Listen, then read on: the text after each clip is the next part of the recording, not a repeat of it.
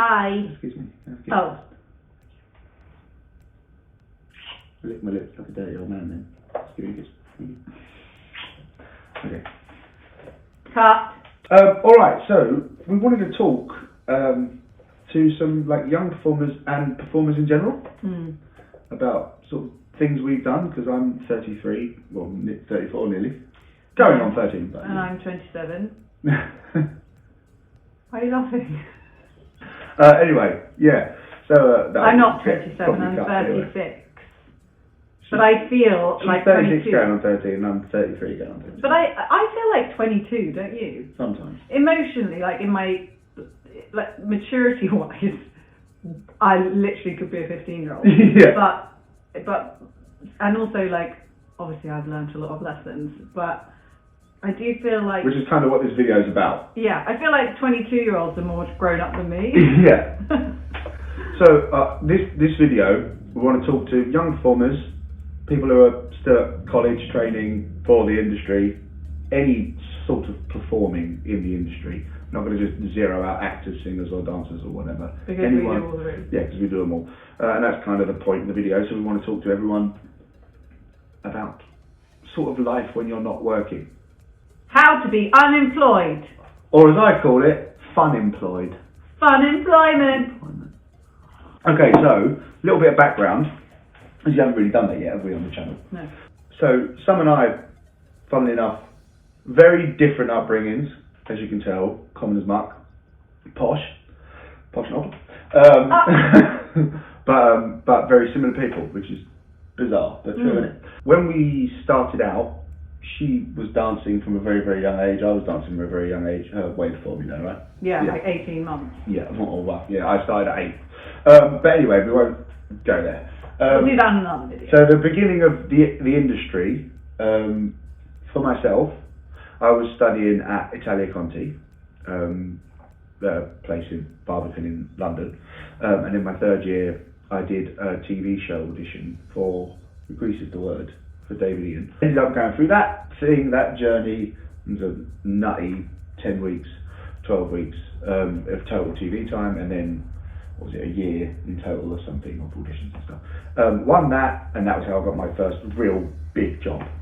Before that, it was like, panto dancer when I was at college and the odd little But thing. those jobs, I think, are really important to Really do important. before you try to get into the West End. Yes. Because they teach you how to sort of be in the theatre and the etiquette. And I always said, as much as I was really, really happy that was my first big gig, it shouldn't have been. Because I was not ready. Right. Like emotionally or just technically I wasn't ready. Yeah. I couldn't handle 8 shows a week and that. So for anyone that's training right now and you look at someone on stage doing 8 shows a week as a lead and you say, I could do that, you can't. Not yet. Not yet. That doesn't mean to say you won't be absolutely mind-blowingly brilliant in the future, because you absolutely could be, and you probably will be, and I hope you are. But you're not yet. It happened to me. At college, I was like, one of the favourites and all that stuff, and hot air blowing up my ass every 5 seconds, and then I got the job, and I just realised very quickly wasn't ready, wasn't good enough, and then had to grow up very quickly. And to go from someone that had grown up with not a lot, we weren't poor, but we didn't have a lot, we had enough. You weren't wealthy. No, we had enough, which I suppose is lucky. That's still privileged, even though we didn't have loads, and some similarly. Yeah, I mean, I went into Cats at 16, having done an open audition, and obviously there had been 3 members of my family who'd been in the show, so they knew our name, and I, not very similarly to you, had a lot of people thinking that I got the job because I was called Strallen, when it just doesn't make any sense. No. You have to still be good at the job regardless of what your name is. I mean, that's a whole other video about stunt casting and things like that. But at 16, I was ready to do the job physically, but I think that there isn't enough help emotionally for people like yourself who went into something, who was, you know, and me then when I started doing leads, I did a lead when I was 19 and didn't know what to do with, you know, my money and and the responsibility. I think that's the main thing. And that was the thing I was trying to sort of explain, was the fact that we come from different places but similar backgrounds, even though we're completely different people, and we've both had nothing and then suddenly been given loads and you don't know what to do with it, and no one's explained to you what you're supposed to do with it, and then you just, as we both did to a different degree, but we both imploded. Yeah, and also it's also about taking care of yourself and having somebody there to sort of nurture that. I think things are getting better now. I hope things are getting better, especially after the pandemic, of teaching people how to look after themselves. Well, for example, now you're working for the RSC. That's where we are right now. We're in Stratford. It looks lovely. Tudor place. It's gorgeous. But they now are very, very up with looking after people's mental health and having people to talk to and having an outlet. Yes, and I think with, you know, that age thing, when you are young doing a lead, it's about the responsibility, and how much responsibility is put onto you is incredibly stressful. It's not about being able to, some people are able to deal with it and other people aren't. It's not that simple. There are a lot of pressures that are put on you to be there because people are coming to see you and things like that. But, you know, I was in the ensemble for 4 years-ish, and it goes for that too. You know, that's where I suppose we differ, is that I did do the ensemble first, which is why I'm so interested about equity and the union and having rights, because without the union, without equity, we wouldn't have lunch breaks, we wouldn't have breaks,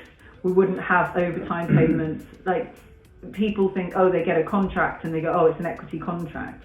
But that people have worked really hard in negotiation rooms opposite people who are, you know, who are going to be giving them jobs. And ultimately, you know, I sat at the table, but I sat at the table when I was a lead, because I thought, well, I'm always going to be a lead now. I'm not. I can't go back. You don't realise. And sometimes I'm like, it would be lovely not to have the responsibility and just do a show and enjoy it and not have to worry. However, what I was saying about being in the ensemble is that you have a massive responsibility too, to the company, to be there and to show up.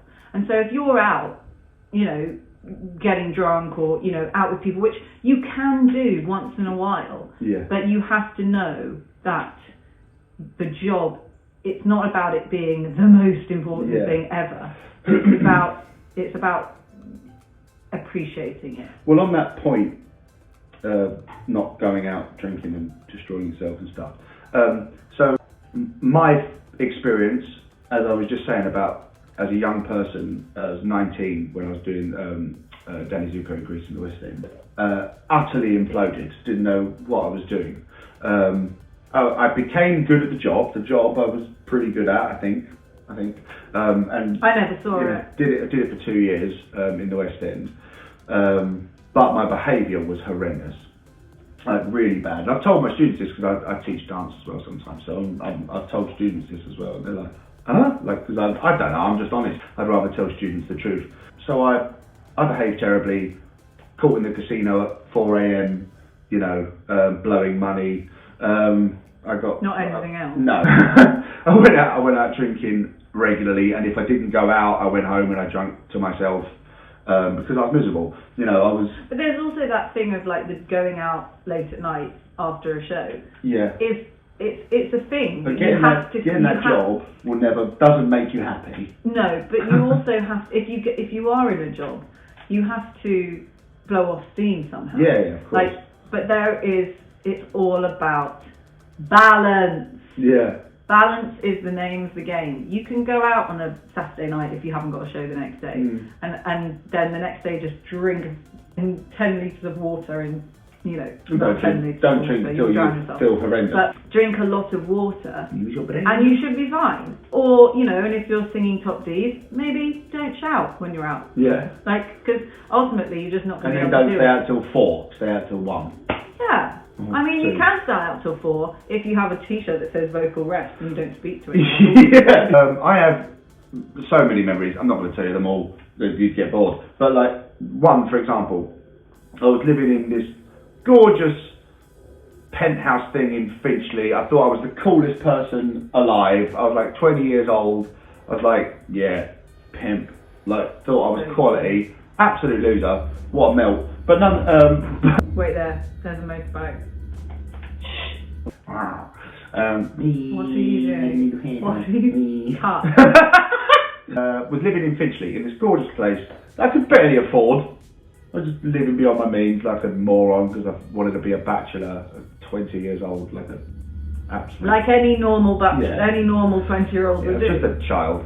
And like I used to go out all the time. And I went out one night and I think I had a date or something. Someone came over. I can't remember anyway. I was a child. And I was supposed to wake up the next day to go and do Royal Albert Hall. Royal Albert Hall. At the Royal Albert Hall, they were doing this TV thing, and they needed us to go and do Grease Lightning on the news.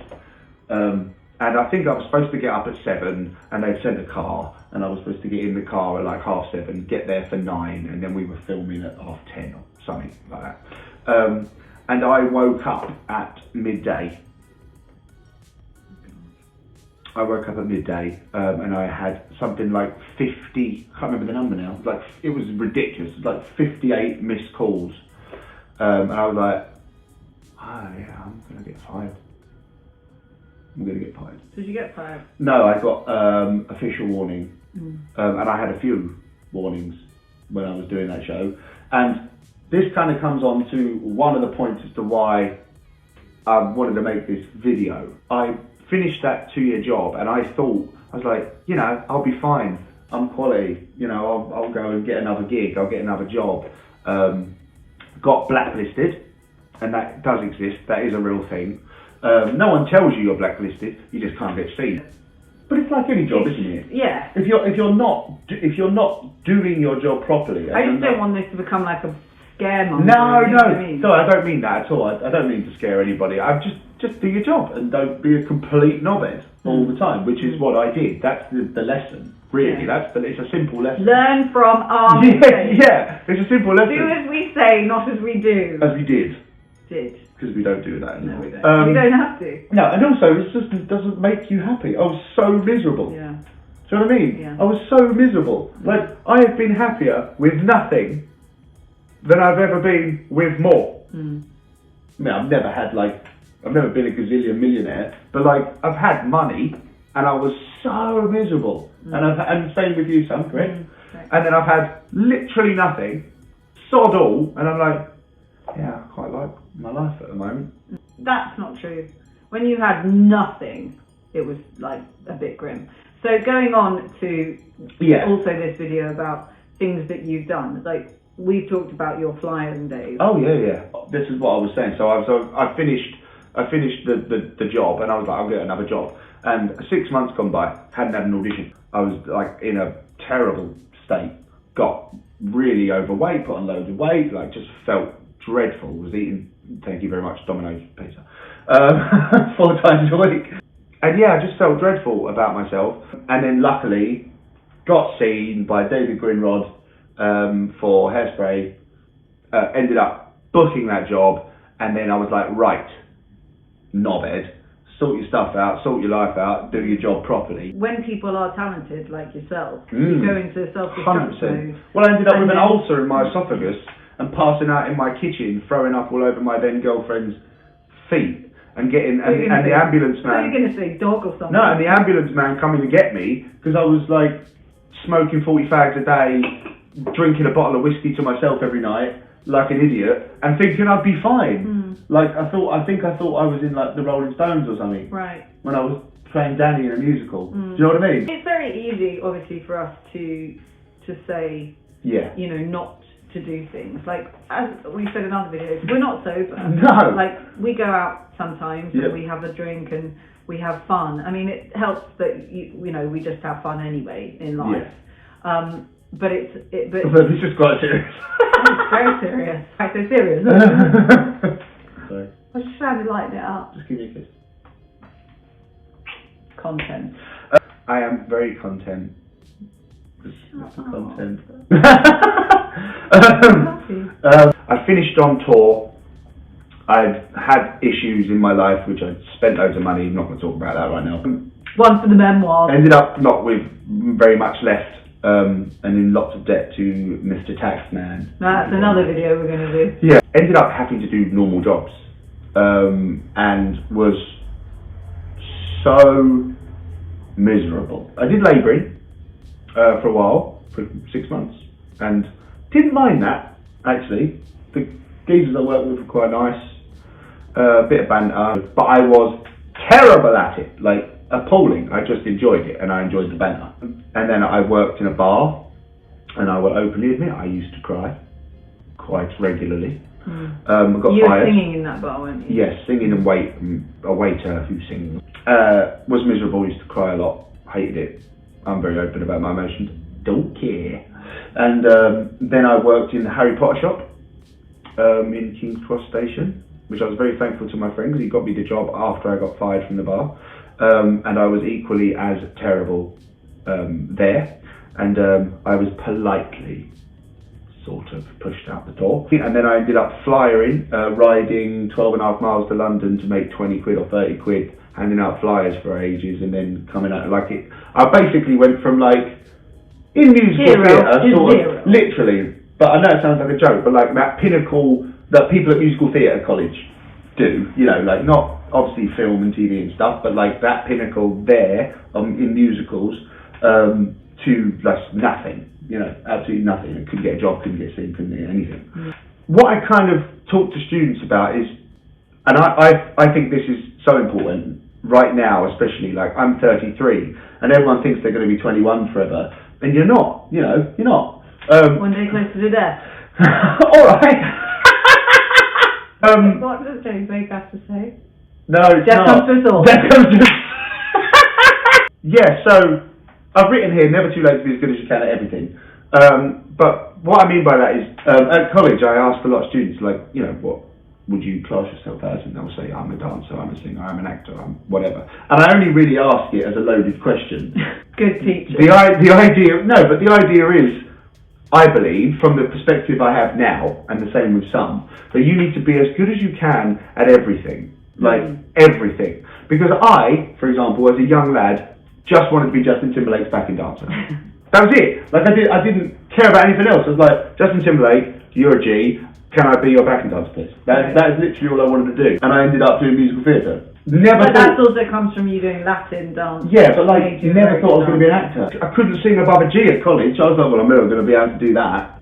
I suppose my point is, make sure when you're at college, when you're training, or even not when you're training, even if you're my age, even if you're Sam's age, even if you're 45, 50, 60, like it's never too late to be as good as you can at everything. You should never stop working, you should never stop trying. But that doesn't mean anyone that says you got to wake up at 4:30 a.m. like The Rock and all these people, like, don't get me wrong, yeah, they're great and they look great and all that stuff, but like, you don't need to get up at 4:30 a.m. to be really good at life. I mean, you can get up at 4:30 if you go to bed at 8:30. Of course. Yeah. She needs like 12 hours sleep for this one.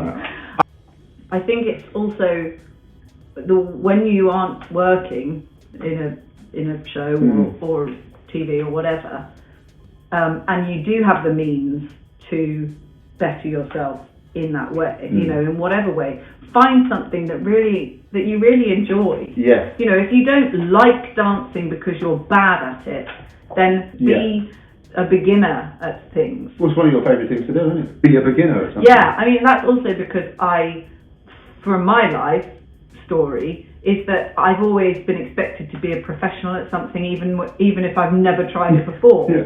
So I've had to reprogram myself to be like, it's okay to sing a song once and it not be perfect. You know, we were just singing As Long As You're Mine from Whitney. Yeah. And, you know, I sang it. The first time was like, I'm awful, I'm never going to be singing again. And ultimately... And by the way, seriously, 4-time Olivier nominated actress, absolutely ridiculously talented, and she still does that.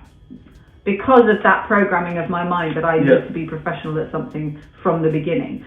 When blimmin' heck, I did sound music. Let's start at the very beginning, a very good place to start. If you're not, you know, you don't have to be amazing at something straight away. No. Give yourself the time to learn it, to Yeah. be the student, you know, even if it's in the field that you're in, you know, like I am working on my mix. I haven't done that throughout my career and throughout my life, so I'm now doing it. Like, and yes, it might not be perfect. I might not ever sing, I don't know, Waitress, but I don't care. It's something that I can work towards. Yeah. Also, but that goes for anything. That goes for yoga. That goes for meditation. Everyone goes, oh, I can't meditate. Well, you can. Of course you can. You can, because you literally just think, I'm inhaling, I'm exhaling. So that's you meditating. So on that singing point, right, donkeys years ago, I was at home with like my folks. I had to move back home because of all the stupidity I'd done in my life. There was good English there somewhere, wasn't there? With very good England. Really down and out. Had nothing. No work. Mum kept telling me, you know, Danny, you're in your mid to late 20s, put yourself out there. And I'm like, I don't know what that means. How do I put myself out there? But in a roundabout way, she knew what she meant. I just didn't know how to do it. So what I did was, I uploaded I did a YouTube channel. This is like a million years ago. Not a million. No, not a million. You know, like, I don't know, probably 700,000. Yeah. And I uploaded just a video of me singing. It was very good quality. It was like backing track. I was like, this is getting copyrighted, 100%. It was like Stevie Wonder, Superstition, not Superstition, Lately, beautiful song. So I literally just put that, I don't know, it's not over there, there's a wall there. There's nothing even there. So it's like that thing, what's that? What show's that? Friends. Yeah, when they're doing Days of Our Lives. So, uploaded this video. I was like, I don't know, maybe someone will watch it. I did another one the next day, and I did it because I realised I actually really enjoyed it. No one's in the house. Fuck it, I'm going to sing. So I did another song. I did a Sam Cooke song, I think. And I ended up getting contacted by someone who knew someone who knew someone who knew someone who knew me. Do you know what I mean? Like one of those things because you've done a show or whatever. Ended up singing in a bar in Biggleswade. Lovely little bar. It didn't pay that well, but it was something. And I was like, oh my God, I'm getting paid to do that thing I'm supposed to be really good at, but I haven't been paid for ages. And then from there, I just made sure I did a good job. I put the time in, I did the work, right? And I'm not saying I did, I'm saying for you to do the same, do the work. Don't think, you know what I mean? Don't just go, oh, I'll be great, because I'm brilliant. The more prepared you are, the less nervous you get. Yeah. What's that saying? Fail to prepare, prepare to fail. Very good. Yeah. If you fail to prepare, and I know it sounds like one of those wanky things teachers say, Darling. but it's true. It's so true. If you fail to prepare, you will fail. You may get it right like 1 in 10 times and get away with it because you're talented, right? But most of the time, you will fail, and you won't be anywhere near as good as you could have been. So I did that gig. Then from that, snowballed. And suddenly I've done my job, and now I've got a Tenors of Rock thing, gigging on a ship or something. And it's like, oh, suddenly you start getting paid. That came from a place of enjoyment. Came from a place of enjoying doing the videos. But I didn't know I was going to until I did it. Yeah. You know what I mean? Yeah. But I mean, like when you did do it, you enjoyed it. Yeah. And then it shows, you know, because we all know that everybody uploads videos of themselves singing now. Because why not? You know, we've got the audience of social media there. Why not put it on? But if you start criticizing and analyzing it so much and not enjoying it, then it will come across in the videos. So the more you can enjoy doing it, and don't do it if you don't enjoy it. That's like the motto in life, is if you're not enjoying it, stop doing it. Because if you are, it's the definition of insanity. Is to keep doing something, and expect different results. Like it's just not going to happen. See, I was like that with training for a really long time with the gym and stuff. Like, you know, you get a program off online off bodybuilding.com or something, do it for 5 minutes, not see any change, get annoyed, end up in loads of pain, and then not do it, and then go on a stupid diet, and then go on a, do you know what I mean? Rather than Who has two thumbs? but rather than do that now, like, I've become a student of training. I learn all the time. And you enjoy learning about it? Yeah, I love it. It's quality, and it's like... Whereas I just don't. But you're a student of yoga. Yeah. And you teach yoga. Yeah. Do you know what I mean? That's also because yoga... because yoga reminds you, not saying that training isn't the same sort of thing, but it reminds you vocally, physically, to be present. Yeah. I think, you know, working in the gym and working out in that way has its own meditative quality. If you keep saying to yourself, okay, you know, like you say sometimes when you lift, you breathe in, is that right? Oh, to sort of brace. Yes, to before a break. heavy lift. So you're thinking about breath. And Yeah. ultimately, everything comes back to that. Like you're saying about preparing to fail to prepare to fail. With singing especially, and acting, if you aren't centered in that breath space where you are connected to your breath, you will not be able to do it. Yeah. And when you prepare to sing, you breathe. Yeah. Or when you prepare to speak, you breathe. When you live your life, you breathe. Like, Yeah. So you might as well be conscious of it. Yeah. And that brings you into a state of yoga, of union. Yeah. Yoga means yoke, to yoke, union. When you're in that state of union, there's no limits to where you can go. And Matthew Shaw is my singing teacher, but... You'll put his Instagram and... Yeah. He taught me way more than he has any idea. He doesn't realise, I don't think. But he taught me like a lot. In 5 lessons, I think it was 5, I went to him with no idea. I think I had an audition coming up or something, and I was like, I need to sing this song, and I can't sing it. You know what I mean? I still couldn't get over a G or whatever it was, or an A maybe on a good day. Without a string. Without like cracking like a fava mucker. Let's say that. Father mucker. That sounds like a father mucker. It's really hard to say. Father mucker. Am I saying it right? Yeah. Father mucker. Father mucker. Father mucker. Father mucker. Father mucker. Father mucker. Father mucker. Father mucker. It's a really good video. Cut. That's going in. It's 100% going in. No, but basically, like anything, right? If you go to class to learn something and you never practice outside of that class, how do you ever expect to be really good at it? Do you know what I mean? Like a lot of students I've had, I will teach them something, and I teach. I'm so sorry, that's my phone. How terribly unprofessional of me. Never do that at work. So I teach Latin American and stuff. Another video. Latin American. Yeah. Is that what it's called? Yeah. Is it? Yeah. Latin American dance. Okay, let's call it Latin and ballroom. Okay.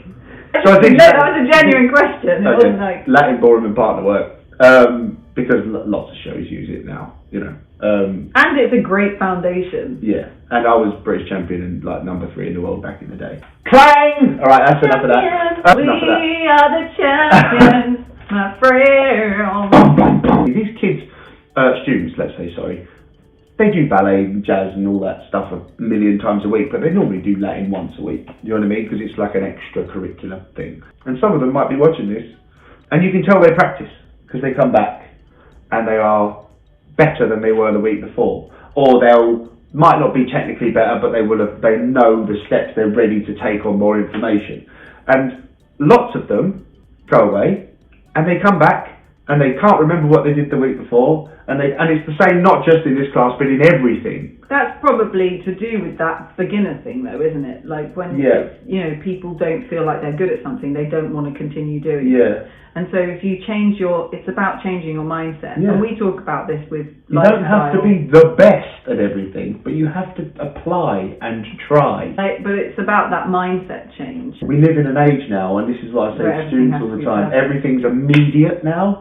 You know what I mean? Instant gratification. For example, last night we needed bin bags. So some went on Prime and went, bin bags. No, I didn't. I ate Amazon. I don't order from there. I can't, I just work for them. But, you know, we ordered bin bags. The following morning, bin bags at the door. If you want a clicky. Loo roll, who gives a crap, get who gives a crap. Brilliant. Wicked. But you know, everything's instant. Like an app, bosh, it's there. Your information, it's there. You don't have to look in a dictionary for a word anymore, or thesaurus for an interesting word, or an encyclopedia like we did, or in Carter. Yes. That's some vintage learning right there. Anyone that knows, put the like button if you know in Carter. Oh my god. No one will like that. No. Surely. If you do, you're a ledge, by the way. So, basically, that's all I really wanted this video to be about. I don't really know. We've kind of digressed, haven't we? Well, I want your takeaway to be from this video, other than learning loads of rubbish about us. We have to tell you things about ourselves so that you understand where we're coming from, and that we're just you. If you're a young performer, we're you 15 years old. Do you know what I mean? That's the difference. Because if you're arts ed graduate, that's what, 23, 24? Yeah. 12 years. Yeah. You know what I mean? Like I said to students now, I'm like, I teach people that are 23. I'm only 10 years older than you. That's not very long. But in it's really not. Years, I'm 77. Yeah. Just that beginner thing is so important. It's so important to just, even when you go into a show, you don't have to pretend like you know everything. No, not at all. What you do have to do is be open to learning. Open to play. Open to play and open to learning from people. And also, you know, not everyone's going to like you. That's another good tip. Yeah, they're not. Not everyone's going to like who you are. As long as you know that you're a good person and that you're doing the best for, you know, the greater good. And then you figure out your tribe later. Yeah. Don't worry about it. When you are training and when you're not training, when you're out of college and you're waiting for something to happen, don't wait. Yeah. If you have the means to further your education, even if it's in reading books, you know, it costs nothing to read a book. The prime example of that is at Conti's, he graduated a year and a half ago or whatever, boy called Sam Tutti, who now is playing Evan Hansen, India Evan Hansen. That was his first job, like ridiculously cool first job. But he, in his year, I taught him a handful of times, him in his year was the only one that, like, and people commented on it in his year, that he used to go home and he would like have some downtime and stuff, and then he'd put his head in a book, or he'd put his head in some music, or he'd teach himself a little bit of piano, or, you know what I mean? Because he loves it, and he just sort of wanted to do more stuff and learn more stuff. Actually, going on from that, if you don't love it, maybe ask yourself the question of whether you want to do it. Yeah. Like, it's okay if you've done 3 years at a college and it's not your thing and you need to retrain in something else. It's okay. You've still built loads of life skills anyway. I've done that in the last 4 or 5 years. 3 years ago, I felt like I didn't want to do musical theatre anymore because of the way that I'd been treated in the industry. And so I retrained to be a yoga instructor. I also retrained to be a yoga instructor because I felt like I couldn't take my practice any further without knowing about teaching. Yeah. So I did that. I enjoyed the fact that I was sweaty patch. I've got Sweaty patch. I enjoyed the fact that I was learning something new, and then I realised there was so much a bigger world out there, the musical theatre, and obviously So she just commented on my sweaty pits, and she looks like a Russian lady with a shawl. Sorry, carry on. I feel pretty. There's a whole world of different things. Even if if you loved it before you went to college and then you don't love it anymore, or you don't enjoy doing it, then it's okay to not do it anymore. Or to do something else for a bit and come back to it when 100%. You feel like you're I know ready. so many people that have done that. They go away a few years, or they have a kid or whatever.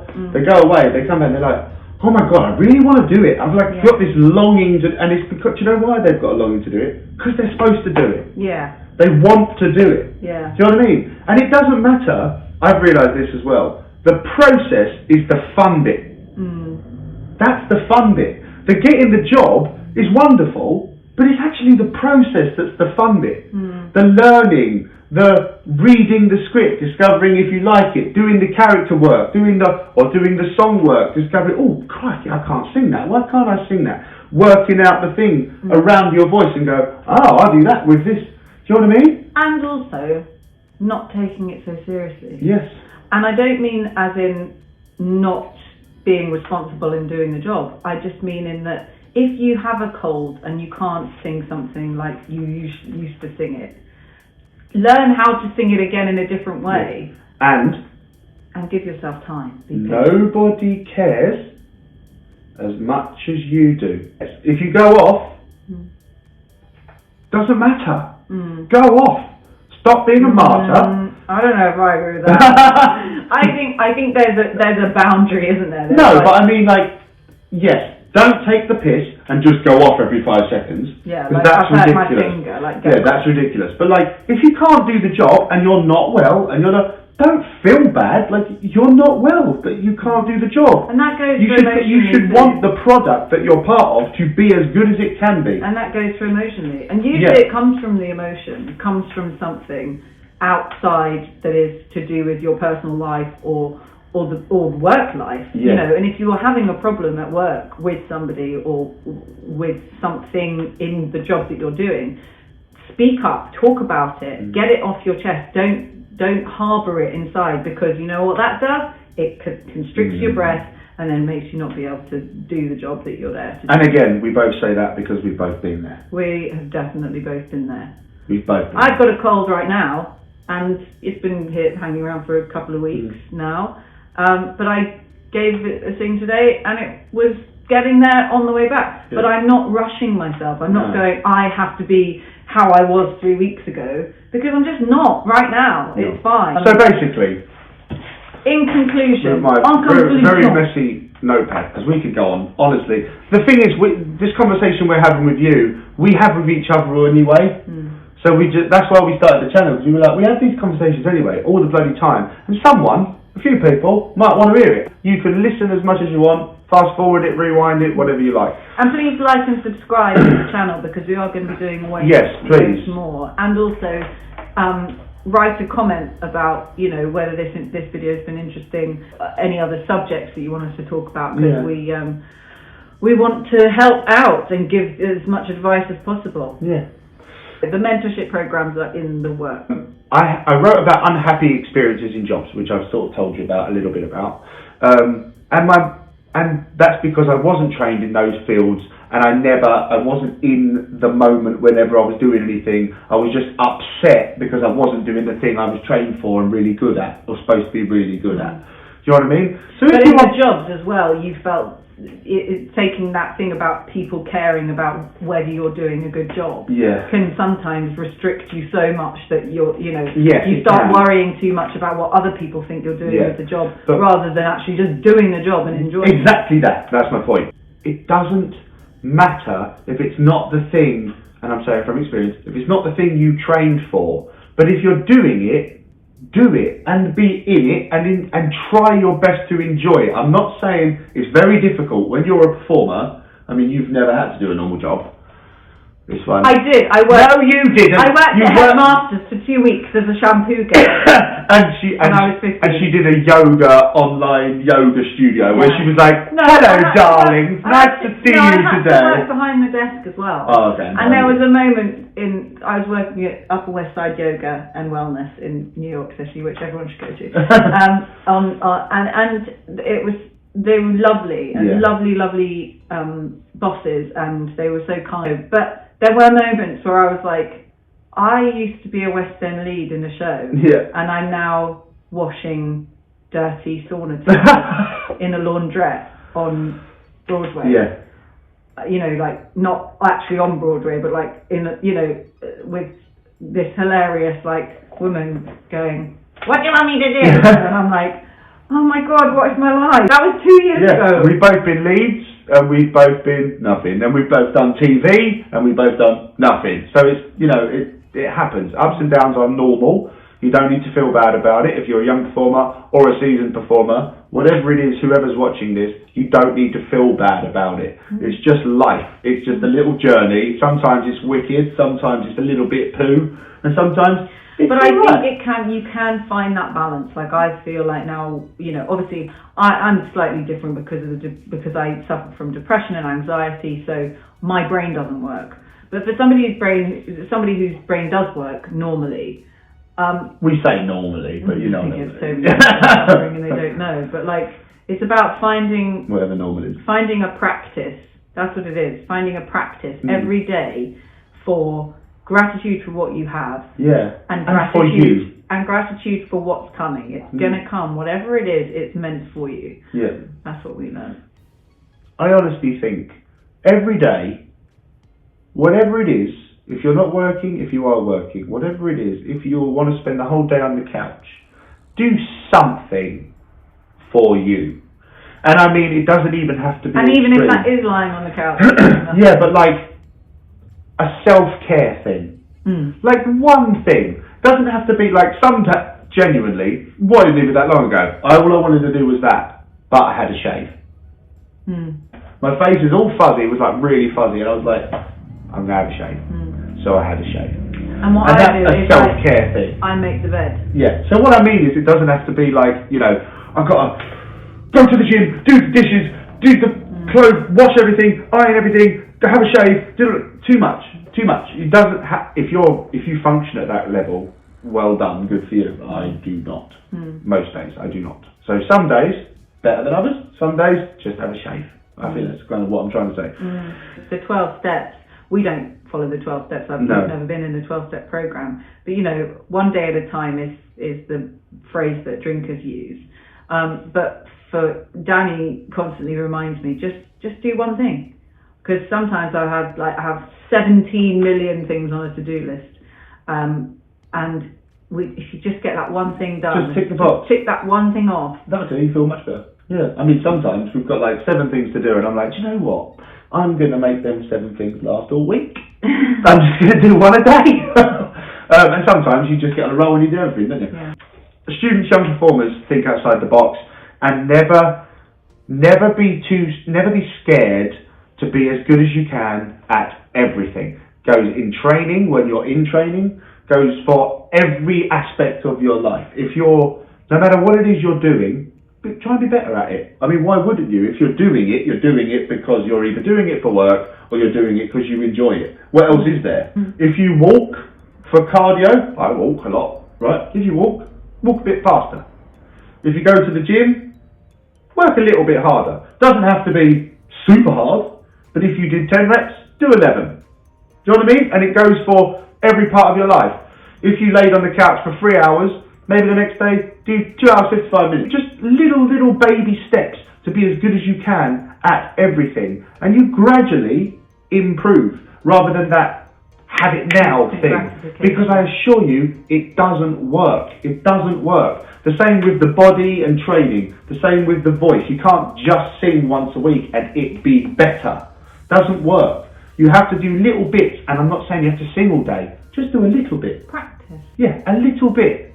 And then you might end up falling in love with a new thing. Do you know what I mean? You do yoga for 5 minutes and you go, actually that was quite nice that. Or you do meditation for 5 minutes and you go, actually that was quite nice that. So the next day you do 6 minutes. Yeah, I mean, I learned from doing the yoga course, that practice is what we do at college. Yeah. Is that you practice every day.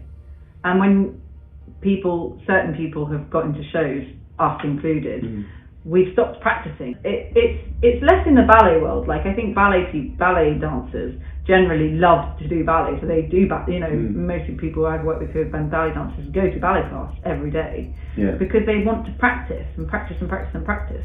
And it's not about having that, I need to practice because I need to be better. It's about what you find that makes you feel good. What makes you feel good when you practice that. And because I think a lot of people start to resent, like that happens quite a lot in our industry, doesn't it? If you have an unsuccessful couple of years or whatever, you can very easily resent. If it's all you have, that can happen. Where I'm not staging, that's lovely. That can happen. You can very easily resent something if it doesn't happen for a while. So if you find happiness elsewhere, then when you do book a job or when you do find something, one, you're probably going to be more castable anyway because you'll be happy and not miserable and walking into every room desperate because you have something in your life, whatever that is. Doesn't have to cost anything, doesn't have to be a fortune, because I understand students and a lot of people in our industry don't have any money. It can just be something that makes you feel good. Like I said, it could be freaking chess. It could be But we said that thing playing an act. It could be anything. that thing the other day. People say, I don't have enough money to go to the gym, but they've got a £1,000 iPhone. Yeah. I think you can. Yeah. On certain things, but obviously for some people are not as privileged and not as lucky in that way. But I mean, I noticed a huge difference personally when I stopped self-destructing and letting my weight do this, because obviously my headshot looks a certain way and my casting face when I walked in looks completely different. Like moon face, ad face. They're two different things. And it doesn't matter what your face looks like, but your face has to look like the picture. If you walk in like a different human being, nah. And at the same time, 9 times out of 10, if you're unhealthy inside, you give off a bad vibe, a bad energy, 9 times out of 10. And whether that be for a self-tape screen or in a room, or it doesn't make a difference. I think basically what we're trying to say in this video is about learning how to be patient. And when you learn how to be patient with yourself, you then learn to be patient with other people as well. And having compassion for yourself, you then have compassion for another person. 100%. Practicing self-care for you means that you can give care to other people. Yes. It's really that simple. And patience in our industry is hugely important, and practicing patience, not just going, I'm just being patient, I'm not being patient anymore. Is that you have to practice going, I'm just going to be patiently sitting here for a minute. And that's it, just for a minute. You don't have to even think about, I'm letting my breath come into my body and down into my heart chakra. You don't have to do it like that. If you just sit for a minute, literally, put a stopwatch on. Even if you're watching the video, you could do that now. If you're still here, by the way, if you're still here, you're amazing. Pause the video, take a minute, and then press play.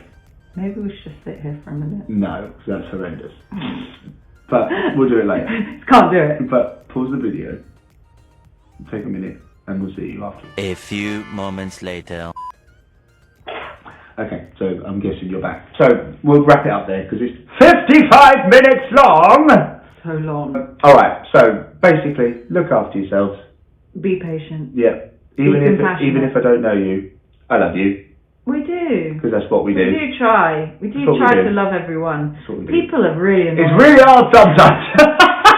Sometimes it's very hard. Sometimes I want to punch Sometimes people make it very hard to love them. I don't mean that. I don't want to punch them, but I do actually want to send them a strongly worded email. I think approach everyone with love.